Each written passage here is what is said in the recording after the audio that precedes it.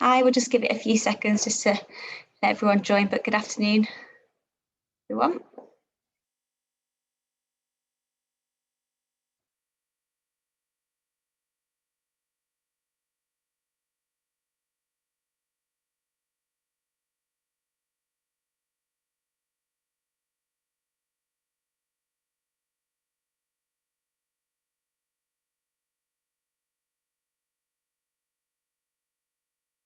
Right, okay, hi everyone, and welcome to this IAB Europe Industry Insider with Xandr.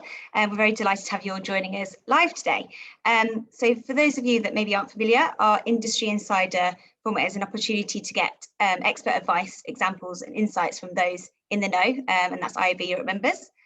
So far we've covered an array of topics, such as creator marketing with TikTok. We've looked at e-commerce with Facebook, and most recently we did a session around identity with Adform. But we're very excited today to introduce our session with Xandr on the future of curated marketplaces, where you'll hear how curated marketplaces will make it possible for industry participants to easily build programmatic supply solutions with a broad array of features that combine high quality inventory, new levels of transparency, and value audience and context at scale. So we have a great agenda to feature all of this in the next hour.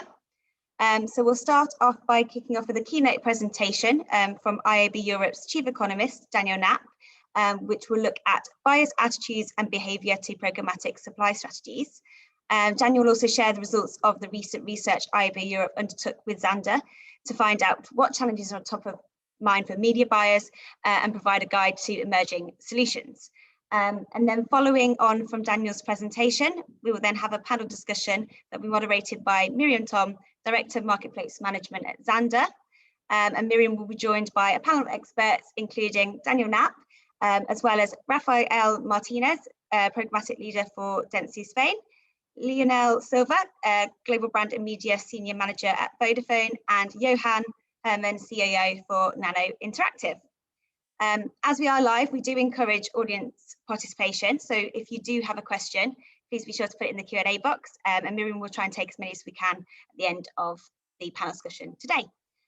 So we hope that you enjoy the next hour, but let's kick off by handing over to Daniel Knapp. Daniel, over to you. Thank you very much, Lauren, and good afternoon, everybody. I would like to just give a brief whistle-stop tour of what we are seeing in the programmatic landscape, specifically relating to curated marketplaces. If we look at 2021, it's a seminal year for programmatic because for the first time in Europe, if we exclude social advertising, programmatic is more than 50% of all display spend. That is banner, that is video, and we also see the emergent audio formats coming into a programmatic environment. We all are aware of the big discussion about CTV and how, yes, it follows a different trajectory than in the US, but is gaining pace. And also here, programmatic plays a key role, even in out of home. We also had the ISBA PwC report celebrate its 1-year anniversary, I believe, on the 6th of May 2021, indicating some problems that come with an kind of ever more complex supply chain. So the key question is, how do buyers really think about these trends, and what strategies are they requesting in order to achieve higher programmatic value and sustainable buying through those channels? Just as a reminder, at IAB Europe, 2 weeks ago, we published our annual ADEX study, and it really shows that if we take out social of the equation and just look at the open internet, that programmatic is now larger than the non-programmatic bit, and it is a key driver of overall digital spend, growing around 8% despite the pandemic, as the non-programmatic part was going down. But with this growth and this size also, of course, come responsibilities to, I think, address some of the endemic issues that the programmatic sector is now seeing. We see programmatic has grown differently from many of the walled gardens in the sense that it is the backbone of the open internet. And it has grown democratically with many different point-to-point solutions. Remember the first Lumascape and so forth, but really in this mushroomed ecosystem of multiple supply paths, many different vendors. So with all of that, benefit of democratization also came complexity. And the key question is now, as the landscape is as the ecosystem is so mature, how can we reduce this complexity and really maximize the chances of this democratic access to inventory? It is, I think, pretty clear that if we, just 1 second, I need to,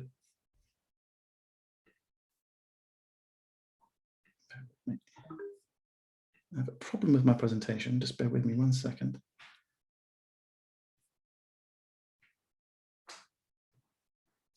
Oops, my apologies. Some of the screen was freezing. Here we are. With all of this kind of responsibility, I think comes some challenges. We see kind of 3 different types of challenges. Once we see agencies are increasingly under pressure to differentiate in this very complex world where you also have a lot of commoditized supply. We see, due to these operational inefficiencies that we're seeing with the many supply chains, with the kind of explosion of different formats and devices, a lack of transparency that needs to be addressed. And lastly, we see, of course, 2021, it's the last year of the old paradigm when the third-party cookies still exist. And these uncertainties are definitely growing, and they're affecting programmatic supply strategies. So just a little primer on some of these challenges. We see that complexity really remains a key feature. When you all have the ISBA PwC study in mind, here we see the advertisers who participated, plus some others who are very vocal about supply strategies, how many paths they have in one given year on one single publisher. And we can see it's hundreds, sometimes it's even over 1,000. We can also see that the device explosion that we're seeing, the colonization of the living room with new devices, with the explosion of gaming and so forth, requires increasing programmatic orchestration and complexity management. And we can also see that this world of addressability, what's coming after third-party cookies, it expands the options for targeting, but again, at the expense of simplicity, where we're seeing this whole spectrum of identifiability from logged in users on the one hand, over IDs, segments, flocks, to contextual and kind of the anonymous default of the web. So again, key questions: how can this be simplified, and how can each of these options or combination of these options be kind of combined in a way that it's really, really easy for buyers and sellers to transact? On this basis, IAB Europe and Xandr conducted market research, a survey to really find out, with this macro environment in mind, what buyers really, really think today and what challenges they are currently seeing. We had 105 responses in 35 markets, and we really wanted to distill what are the core objectives for them, for the buy side in 2021, this kind of last year in the old cookie paradigm. So one key takeaway is that everybody, thinks about audience targeting, and the main objective for 36%, it's a high objective for many, but the main objective for 36% is to improve audience targeting. And this is not really about the notion of wastage, but it's really about reaching quality audiences in quality environments. We're also seeing increasing efforts to try to differentiate from competition. And this really goes back to the point I mentioned earlier about the commoditization of the value chain that you have if it's just purely audience-based buying. We had this long history in programmatic where we saw kind of the depreciation of context and the emergence of audience-centric strategies. But if the audience is everywhere and supply paths are kind of accessible for everybody, how do you really differentiate? How do you create value as a buyer and as an agency? And lastly, there's the notion that is a key objective around transparency.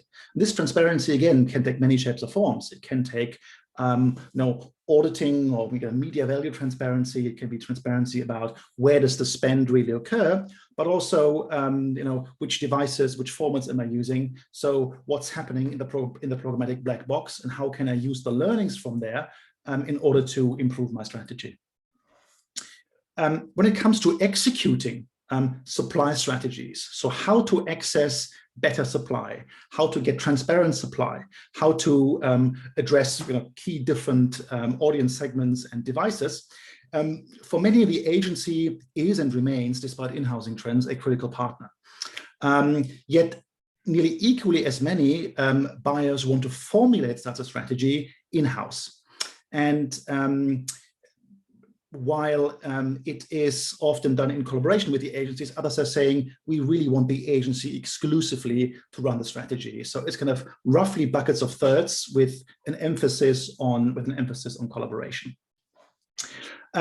We see that many are executing on these plans to some extent, at least. Nearly 70% are doing it, and one of their main drivers is to ensure that their brands appear in trusted and secure environments and connect these secure environments with performance.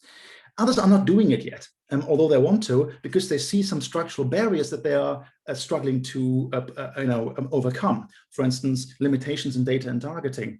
They are concerned about inefficiencies of brand safety and brand suitability tools, and also the lack of control when it comes to making programmatic deals or ease of setup of such deals.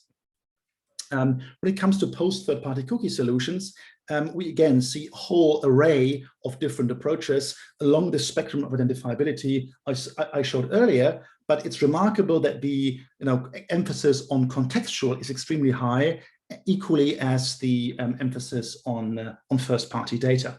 And I think this creates, a really rich environment to curate programmatic supply more than we've done so far in this very open and democratic marketplace. I think there's really an analogy to other sectors who have very complex and also sometimes problematic supply chains, such as the food industry. So here's a screenshot from one of the kind of premium food marketplaces on the left here in the UK to replace a broken, opaque food system with a transparent and sustainable supply chain. So some of that wording we can really take verbatim and apply to the programmatic world. Our panel today will dive more deeply into what really are these curated marketplaces. So how do deal structures, how does deal setup change? But I think what's really interesting is that we are already seeing new protagonists, like we're seeing premium green grocers in the food supply chain. We're seeing new protagonists in the digital advertising world who are creating or have the power to create such curated marketplaces. And from some of the research that Xandr has been doing, I think there's a very neat list with the key USPs of who these curators can be, from known suspects such as agencies, of course, to really new kids on the block, such as retailers or the emerging publisher coalitions. And with that, I would like to wrap up and pass back to Miriam and look very much forward to our panel. Thank you. Thank you. I hope you can all hear me. Thanks, Daniel, for sharing all these interesting insights and results from the survey that we've done. And I'm very excited to introduce our panel today. Kicking it off, my name is Miriam. I lead the marketplace efforts for Xandr in Central Europe, which is Germany, Austria, Switzerland, and Poland. And within my job, obviously, curated marketplaces is a very big topic for me. And so I'm very happy to talk to Johan, Raphael, and Lionel today. Maybe you guys want to quickly introduce yourselves and introduce your companies as well.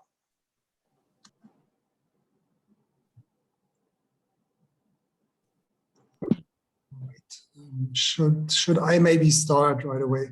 Okay, my name's Johan. I'm CEO at Nano Interactive. I'm responsible for product development together with our CTO, and obviously also responsible for operations in general.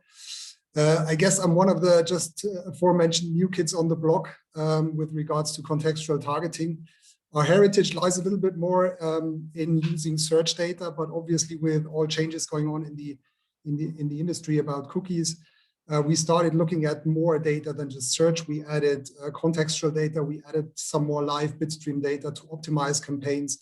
And I think this is what really will make the secret sauce in the future, not just contextual, not just search, but a combination of a lot of different data points. Great, thank you, Raphael. Maybe you want to go next? Yeah, hi, this is Rafa Martinez. I'm leading the programmatic activity through Dentsu Spain. And I'm really, really excited of the moment we are living in the industry right now. A lot of changes, and a lot of players needs to adapt to continue extracting the best of the media and communication landscape. So, and thank you for inviting me to join the panel. I think it will be really, really, really nice. I'll go next. My name is Lionel. I'm a global brand and media senior manager at Vodafone Group. Vodafone, as you might know, the largest telecom operator in Europe. And I'm really keen to discuss more about Curated marketplaces. Vodafone is an advertiser that has we've in-housed all our media buy, digital media buy. So I think we're in a good position to talk about this opportunity. Great, thanks everyone. And again, welcome. I'm very happy that you could join. Thanks for being here. So first question, maybe Lionel, if you want to kick us off with that one, is around the results that we've just seen, and especially since the survey was really focused on advertisers and buyers, maybe you want to start with this one and tell us how the results relate to the challenge that you see and how this is in line with what you would have answered if you were part of the survey. I mean, yeah, it aligns very much. I feel that there's this trend where advertisers, probably larger advertisers, are wanting to go into the nitty-gritty of media buying and understanding exactly what's happening. We're trying to simplify complexity. I think we'll realize that programmatic buying is very complex. Sometimes a bit, dodgy at times. So we do need to clean up a lot. I feel that the results of the study demonstrate that interest, that advertisers want to do more and better, and agencies, I would assume, similarly. Programmatic is growing. It's not a channel. I would really like to challenge that idea of programmatic as a channel. It's a means of buying media. And I think Daniel mentioned that very clearly when we see different objects that will now be connected. Internet of Things, so we'll have so many opportunities. So, it's becoming more complex even, and so whatever we can to simplify, we need to understand before we simplify. So I think it is very aligned with our thoughts. Maybe Rafael, you want to add anything onto this as well, especially when we're talking about complexities of programmatic buying? Then, so obviously has a lot of experience.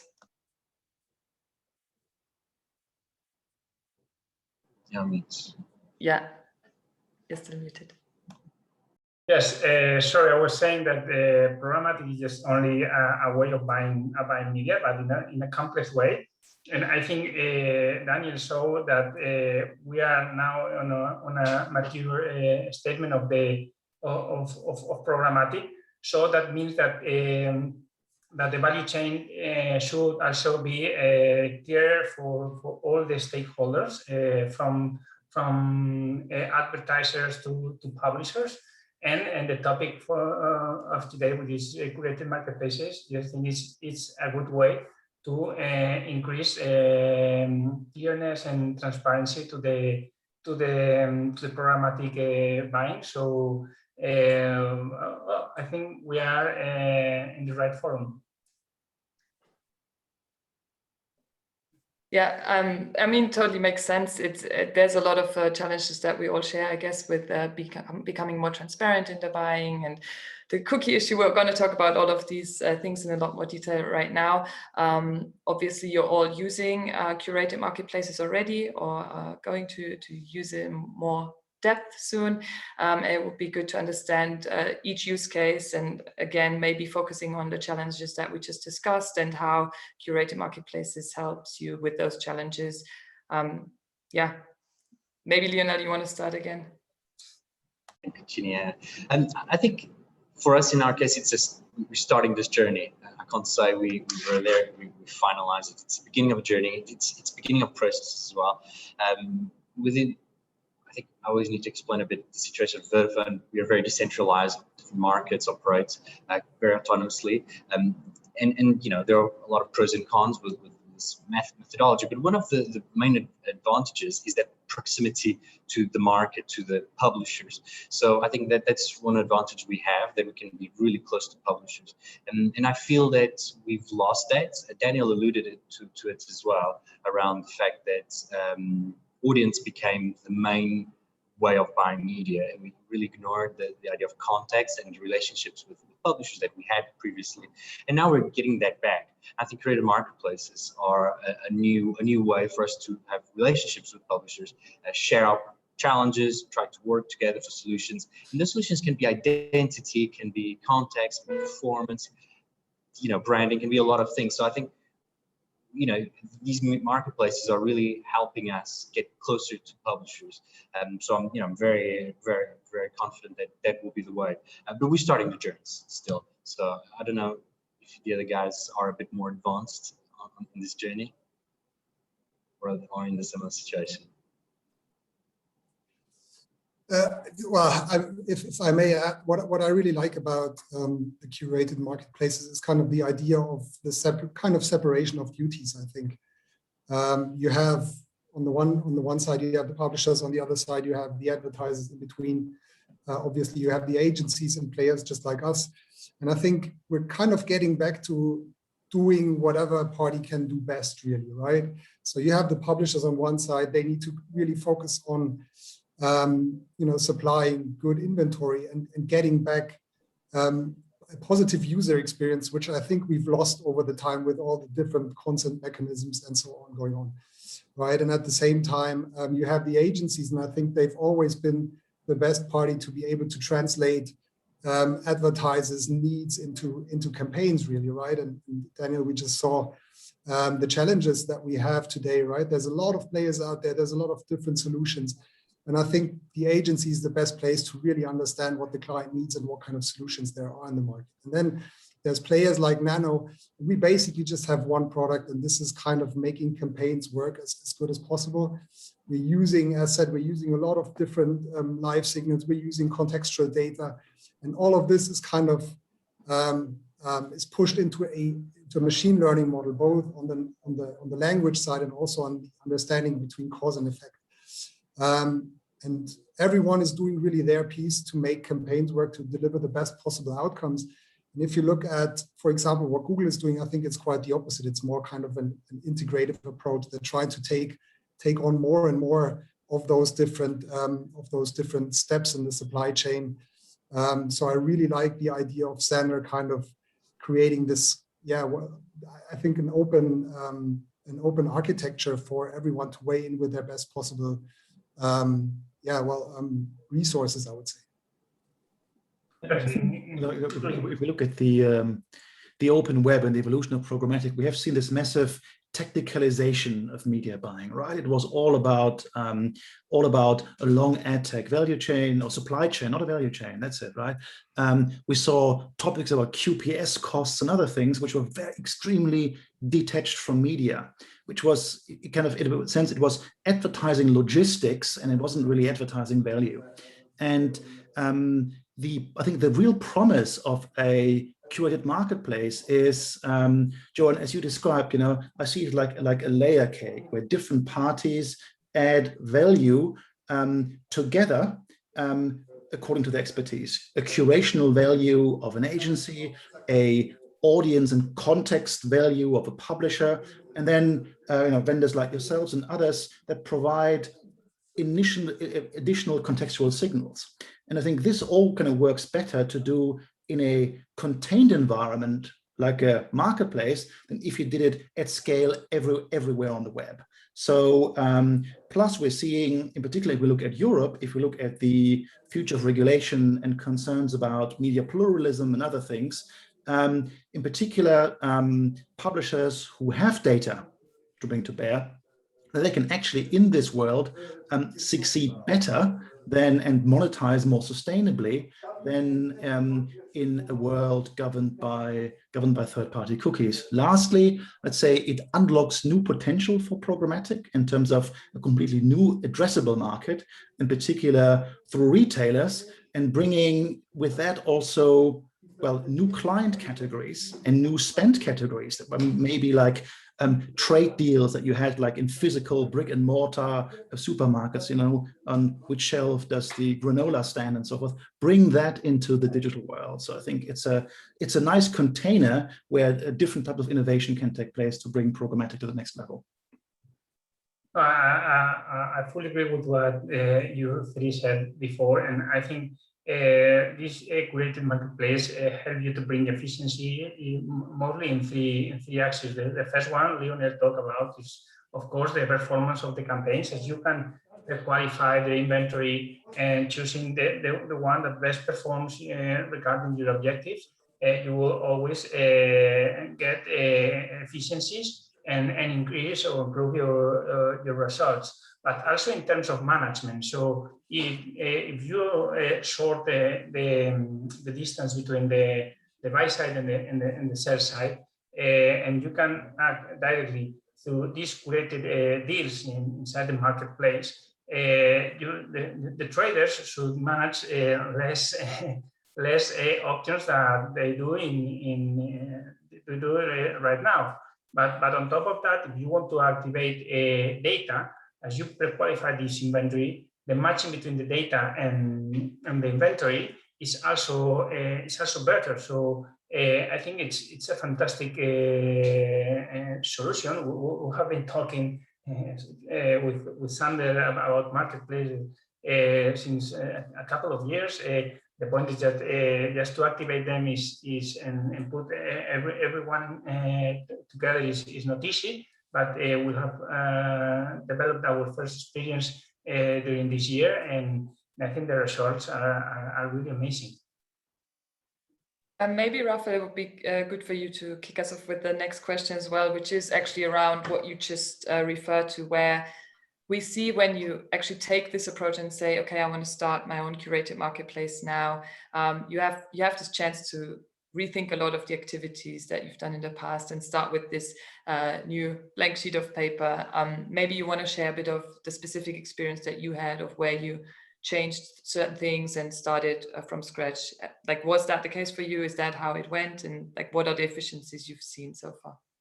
Well, I think especially it's about resetting about how to work and the processes and what you will extract from a project like a marketplace. But at least you are also buying inventory. You need to know that, as I mentioned before, that you will buy it in a more efficient way. So if you want to bring a client from a traditional direct display buying into a marketplace, on top of that, in the research you do, you will extract from scratch a really high amount of efficiencies. So that, of course, you need to start from zero. It's a new status quo, and after that, you need to develop different strategies just to put focus on your main KPIs, and that's important. You at least you are buying inventory, but you are buying in a more efficient way. I would like to just jump in. I agree, Raf. I think that efficiency is key. So we should always challenge the status quo, but ultimately, I think curated marketplaces opens a new opportunity for us to buy better, and that could be cheaper or with better results, actually, so to get more for what you pay. But it can also mean to buy more transparently, and so we know how much of our money is actually being used or reaching the final publisher. And again, I'm perfectly fine with intermediaries as long as they're adding value. So if the case of Xandr with their creative marketplace, there's value there. What I struggle sometimes is seeing all these different elements, hops that are happening when we're buying media programmatically. So that transparency level is really important, and I think having these creative marketplaces can guarantee us that. I think another opportunity that we find is for responsible media. So creating a marketplace that is more responsible, so looks more at environmental topics or inclusion. These are important, and particularly for Vodafone, we do want to be seen as a purposeful brand. We feel we are a purposeful brand, and so for us, it's important that we reward the good players. We reward the ones that are actually following these topics. And again, that's not the only media that we'll be buying, and I'm not saying that it's the one that will perform the most, but by creating these marketplaces, curated marketplaces, we can have different goals for the marketplaces. We can have high performance, more transparency, responsibility, and audience, and it gives us so many opportunities. So I'm excited, but again, always a good opportunity to challenge the status quo and resetting what we want to do. Johan, I guess you've been one of the companies that's been using Xandr Curated for quite a while now. Is there anything you want to add here as well? Well, I mean, we've been using Xandr in general for quite a while, and quite honestly, the curator seat is not all that different from the invest seat. So that was actually a quite seamless transition, which obviously we like because it doesn't require a whole lot of training. However, what Xandr brings to the table in addition to that is a really high service quality and level of service. And I really want to point this out because, I mean, you can have technology on one side, but without good training, without good service sessions and kind of troubleshooting sessions, you won't really dig into kind of the depths of this technology. So this has really helped us a lot. And again, I mean, we've been using it for a while, but I'm quite sure there will be a lot of growth in it because it just has a huge amount of potential, that's for sure. That's very nice to hear. I'm happy that you're happy with the service as well, and obviously we'll relay that to the team. Greetings to you, Chen, and to Billy. Yes, shout out. Obviously, for everyone who doesn't know, when Johan refers to invest, that's our DSP called Xandr Invest. Obviously, we're talking about a very new topic. Curated marketplace is quite new in general, and you cannot have a panel these days without the other hot topic du jour, which is CTV. And just want to also mention that and ask you guys about CTV, if it is part of your media mix, what your challenges are, and also, again, how curated marketplaces can be a part of this, and if you are considering curated marketplaces for CTV. So maybe Lionel, Raphael for you, and then Johan, obviously for you, if your solution will also be available for CTV. And when we talk about solution, we mean the intent score targeting solution. So Lionel, you want to start? Yeah, okay, I can start. So in my view, CTV is part of the wider strategy around audiovisual. And so we need to see audiovisual around video, actually. So we need to look at overall, how is video, what can we do with video? And that will include CTV, but it will include doing better on social video, in-stream video, out-stream video, everything. And so for me, that's the most important thing, is really leveraging this medium, audiovisual medium. The CTV is a delivery element of it. It's, I would say, very small, and particularly in Europe, and we are mostly in advertising in Europe, we feel it's very fragmented, and I can't think of it as a must, or I don't see it as a common channel, if you will, across our media mix. But not because we don't want, but I would argue that because of that scalability and that fragmentation that exists today. So when we compare CTV in the US, and I know it's growing quite a lot in the US, but it's much easier to buy in the US as well. And I think it's much more relevant topic for that side of the ocean than here, at least from my perspective. So I feel that most importantly, it's video. And yes, curated marketplaces can play a role there because video is very fragmented, not just CTV, but within in-app video is very different from in-stream video. So it can really solve a lot of problems from that side. CTV, I wouldn't say it's a big priority for us at the moment, and I personally don't see it as well. Maybe in a few years, I see the value of it, but I don't see it very doable. I don't know if you guys, Rafa, do you feel the same? No, well, I think it was right to the point. I mean, we're talking about video strategy or the visual strategy, so CTV should be a part of it for sure. Nowadays, I can speak about Spain. The penetration is not really high. We are in our early steps regarding CTV, but it's starting to sound even louder. So that's in this case, the idea is just to include CTV in the audiovisual offer.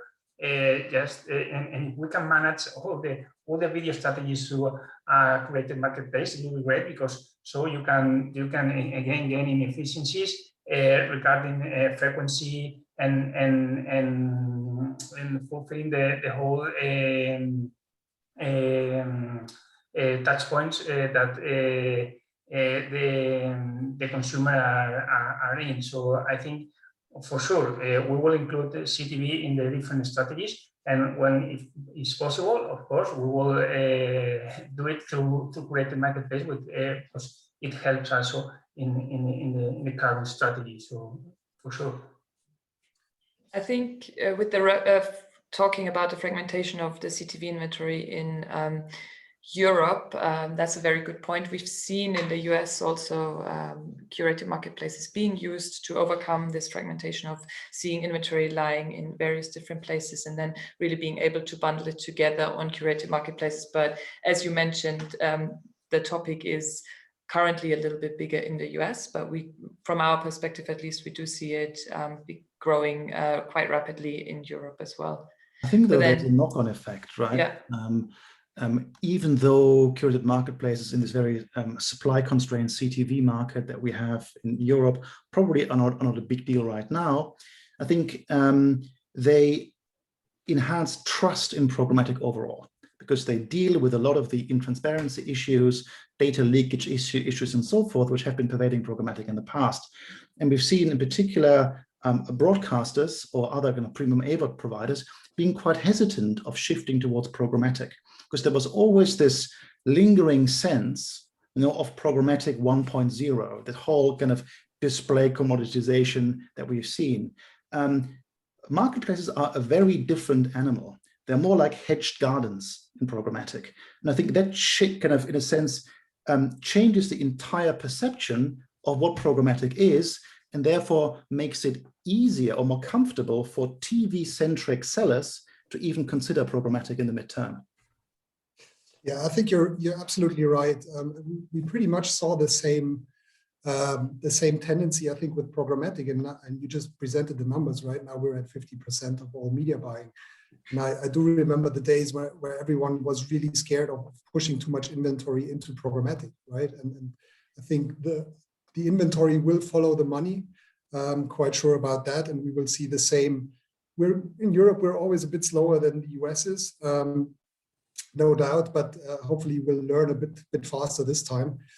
I think when talking about CTV, I think we need to talk about this type of media in a different way, or we need to think about it in a different way, because the content that we see there is there's a lot of entertainment, there's a lot of news, a lot of sports right now, the European Championships, obviously, some cooking shows and some dating shows, right? But that's pretty much it. And if you're thinking about contextual targeting only, you will have problems actually thinking of the best possible formats to show your campaigns next to. But if you think about adding more data to it, again, it gets more interesting, because if you know where a user is actually consuming content on TV, at what time, maybe using which device, is it an expensive device, is it a small device, is he living in a rich area or in a poor area, right?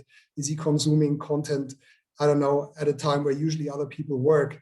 There's a lot of data that you can use to optimize campaign delivery. And this is where kind of, again, we come into play. For us, it doesn't really matter what the media type is. We just, basically for us, our machine learning model will give us the answer what works best, really, right? And that's what I kind of like most about our technology there. Oh, just in addition, a short point is that you will have richer data in even also contextual environment, because you certainly know what the users are consuming. So you can create audiences based on that, more or less, but from my opinion, more accurate, as it happens right now in the linear TV planning. So, but with more accurate data and more relevant impact. So, absolutely. And just to add something, because I was just wondering that creative marketplaces can help CTV scale from a perspective of brand safety. So today, when you buy linear TV, you know the shows, you know where your ad will appear. That provides a lot of reassurance to the buyer. When we buy CTV, openly, it's much trickier. Even the brand safety providers that exist today, I know there's maybe a couple that can do something, but not much within CTV. So I think the curated marketplace can create that brand safe environment to enable that scalability to happen. So yeah, I just thought about that point as well. Yeah, definitely. All very interesting points. When we do talk about CTV and being a little bit behind the US, maybe one thing comes to mind where obviously Europe specifically was definitely ahead of the US, and that's kind of killing the third-party cookie and new identity solutions. I'm sure we all agree on that.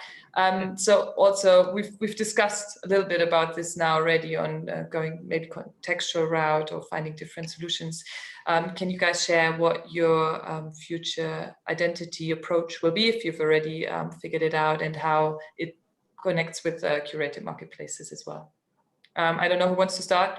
Johan, maybe it's an important one for you guys. Yeah, definitely. I quite vividly actually remember a discussion in our C-level group 2 years ago, pretty much, right? When we kind of saw the changes coming already with regards to cookies. And then obviously you pretty much had two routes to go. One would be to use alternative identity solutions, or to just try to use live data that you can see in that moment, but where you don't really collect any data about the user.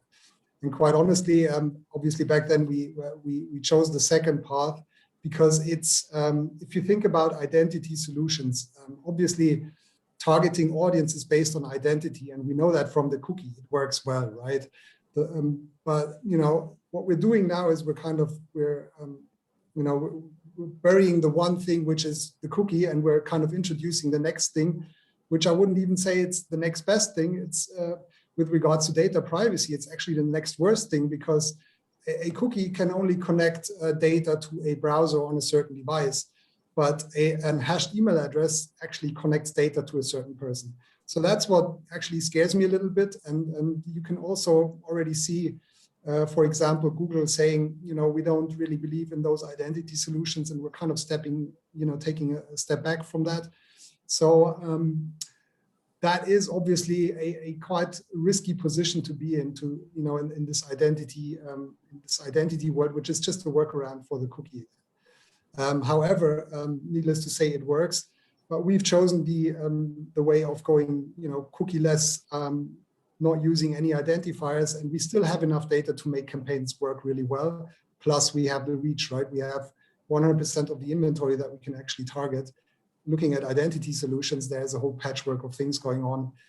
Can you match one identifier to the next big question? So, this is kind of our approach to it. I feel that curated marketplaces can help create pockets of identity. So in our case, we're still, looking at the different options on the table, trying, seeing what works, and actually, I don't think there's a, one option that has won. Johan, you said you went, one direction, but we don't even know how many of those other signals you can use in the future. We saw what Apple showed, a few days ago, where they will start this private relay thing, where they will start removing some of the signals that previously we could get from Safari or browser, and we don't know. And these guys, they can do whatever they want. It feels like that, at least. So it feels that whatever we decide today, in 6 months, Google or Apple decides, or Facebook will decide otherwise, and there we go. We have to start from scratch. I don't know to what point it makes sense for us to continue to chase this, and this is honestly purely personal. I wonder if it doesn't make sense just for us to just quit and say, okay, no identity, and just try to find some other ways of not of course not tracking identity, because that won't be possible, but trying to find other ways to advertise, because I feel that at the moment it's we're just chasing something that probably we'll never get again, that identity, and it wasn't working really well so far. So whatever we'll get next will be, as Johan said, the next worst thing. And so, yeah, I wonder. I don't know what the rest of the panelists think about my idea. It might be a bit too dramatic, but I just feel like, yeah, there's nothing tangible out there. Yes, I can be more agree with what you both said. Of course, it's a new paradigm regarding the consumer's privacy.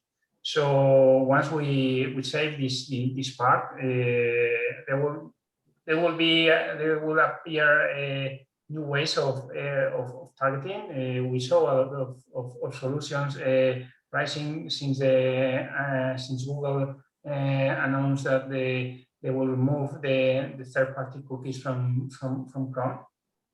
Contextual is always also in our mouths.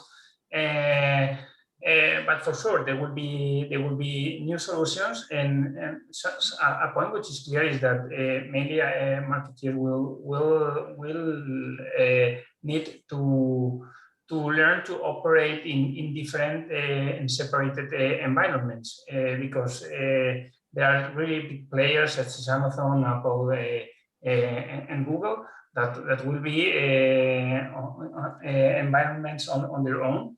With different capabilities and ways of working. Here the Saint Grail is just to create a layer on top, just to have all the data together. But at this point, I think first-party data, especially for advertisers, and I know Lionel knows perfectly, will be even more key than it is now. And also for publishers, because in these curated marketplaces, the first-party data from the publishers will be absolutely key to continue. I think, as you say, there's going to be a spectrum of solutions. But the key thing is, so think of as marketers, for the last 50 years, there's been always this move from averages to individuals to more and more granular targeting. We moved from broadcast TV to then thematic channels and satellite TV, and that was already a way of kind of slicing up consumers according to interests, right? The introduction of context, if you will. Then we went with one-on-one targeting, and that was the sales pitch of Demexco and other industry conference for about a decade. We now need to unlearn that. For marketers, I think the challenge is they need to think in different data and targeting paradigms at the very same time, right? We're not going away from individual data. Now, it's a new orchestration challenge. You need to think about the logged in users. You need to think about the IDs, but also you need to think about the anonymous web. You need to think about context. You need to think about flocks. It's many different things at once, which places, I think, new burdens on marketers, but also, I think, enhances kind of the consultative potential that agencies who have been saying have been commoditized in some part can actually claim and help their customers with. I find personally that we in the ad tech industry in particular are in a very kind of high state of alert when it comes to all these solutions, what's going to happen next and so forth. To be honest, I'm less worried from a marketer's perspective, because we can never compare the targeting paradigm of one era to that of another era. It doesn't make sense to cry over spilled milk. We're not going to get back to that world of one-on-one targeting. And for the marketer, what's the objective? You want to maintain or increase market share, which means your campaigns can and will never be perfect, but they need to be relatively better than a competitor. And if everybody has the same tool set, the same paradigm, you need to be relatively better in that new world without thinking about the old world. Very good point, Daniel. I absolutely agree with you. Yeah. I'm glad we all agree. The only thing that we can't do is make the internet a hostile place for surfing, which it has become a little bit. I'm getting back to my point. And I really don't like it. We need to get back to a point where it's fun to kind of go onto a website and not being bombarded by different pop-ups and things you need to click away until you actually can consume content. I think that's very important, because otherwise... To Daniel's point, if you are better than your competitor, and let's say nobody, if you're actually spending money or wasting money on these kind of placements, you'll be worse than your competitors by doing that. So I think he resumes really well, saying as long as you are relatively better than your competitors, yeah, you're doing well. Even though I agree with you, it's becoming more and more difficult to navigate online. And in some cases that's purposeful, in some cases it's not. But as long as we are relatively better than competitors, absolutely agree. I think within the report we saw that differentiation, and that's really key for us, being able to differentiate ourselves from others and better. Yes, and for sure, and I think it is a balance between, of course, warranting the security and the data tracking for consumers, and we have tools to do it. We have the CMPs, we have TCF 2.0, and all the coming. But if not, our experience, if we talk as a user, our experience need to be still a good experience, and it's about that, because if not, but on top of that, we need to pursue these bad practices that we have seen in the past, because it started with the email marketing strategies where they push you tons of email without sense, but it's something that can happen in that moment. I was going to say, I think it's interesting that Lionel started with a controversial opinion and everybody agreed. So that I think is a very good way to end the identity question that we had. We have a few questions in the Q&A section. So since we have a few minutes left, before we wrap it up with the question of how do you choose a curated marketplace solution, maybe we can cover those. And we'll have to see who can answer those best. I think the first one, maybe Rafael, would be an interesting one for you. It's around other type of deals that we've seen already in market, and how do you see curated marketplaces working with other transaction type, for example, preferred deals, open auction, programmatic guarantee, and do you think that curated deals will eat into the budgets for those type of deals? Well, in my opinion, and from my short experience, I think you can adapt. You can adapt the way of buying to what you expect to get in terms of results. So you can close this in different ways, buying different type of inventory. So I think it may change a little bit terminology or just the way of calling the things, but the way of buying will still remain the same, adapting it to the different KPIs or objectives a brand has in a certain moment. Lionel, I don't know if there's anything you can share around this already, knowing that you're quite early. I'll just add, I think I just add to Rafa's answer that cannibalization might happen, but actually I think the point is, if you're doing the right thing as a publisher, you will get more budget. And so what we're trying to do here is to curate where we buy media, so we will spend more where actually we get our better results. So there will be winners and losers. I don't think there'll be more budget because of curated marketplaces. As we've seen, there is a growth happening every year, so there will be hopefully more budget everywhere. But I don't think it will be a bit of a zero-sum game in the way that there will be winners and losers. The winners will be the ones that deliver better inventory. The losers will be the ones that cannot compete like that. So there might be some cannibalization. But I think it's good. I think maybe that's a good segue into the next question that we had in the Q&A section. I think we covered it kind of a little bit already, but it's around the trust in programmatic in general. Are you guys thinking that curated marketplaces are helping to increase the trust and the transparency in programmatic? Probably a lot of nodding. Anyone wants to? I mean, if I may, I think it does, because there's different ways of using curated marketplaces, right? I mean, you could kind of, for us as Nano, we could go ahead and just offer the targeting technology, and we're not going to sit between the publisher and the advertiser. We could offer this to, for example, to Dentsu, to any agency, or to publishers, to basically make use of this technology, which they can't probably can't develop themselves, because this is our focus area. So I think this is where you actually add some transparency to the ecosystem by using curated marketplaces.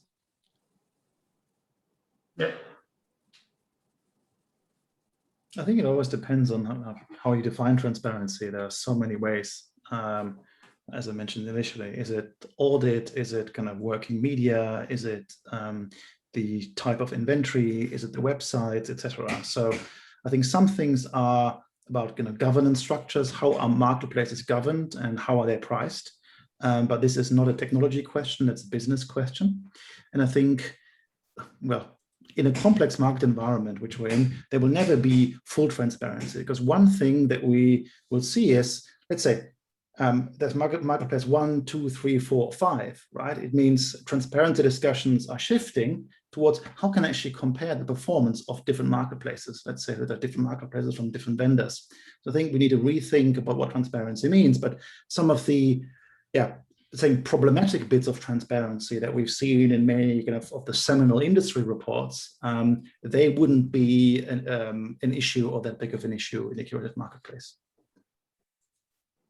Great, thanks. And we had a couple of more questions in the Q&A, but considering we're almost at time, I want to close us out with the question around how to choose a vendor, I guess.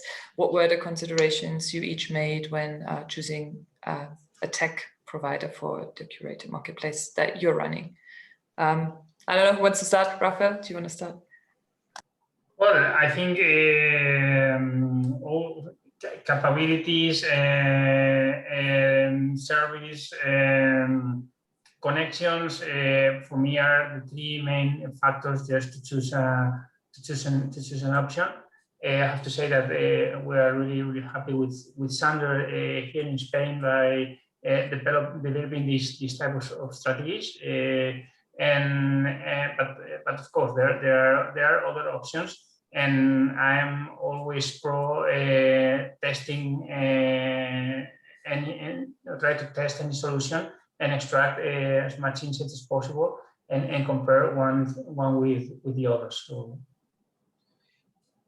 being open, but I think on our side, I think scale was a really important aspect. Of course, whenever you look at what's the best marketplace for you as an advertiser or agency, you probably need to see what are actually the objectives you're trying to solve. For us, was scale, speed, in terms of service at least, and flexibility. So flexibility of integrations and being open to integrate with the rest of the tools. So it's really, I think that those are really important aspects to when considering the marketplace. But I think it needs to be open. So I think there must be competition, open competition, and what works best for the advertiser or agency. Yeah, I'm going to make it quick. It's inventory, it's technology, and it's service, and pretty much what Raphael and Lionel said. Pretty good. Very straightforward. So everyone who's considering starting their own curated marketplace should know what to look for. And I think we're at time. So thank you so much again for joining today and for giving all these interesting answers and great insight. And Daniel, thanks again for sharing the results of the survey. Thank you. Thank you very much. Good day. Bye. Bye-bye. We will be sharing the recording of this with everyone afterwards as well, so you can go back and relive it. But yes, thank you to all our panelists for participating today, and we hope you all enjoy the rest of your day. Bye. Okay, thank you. Bye. Bye. Bye-bye.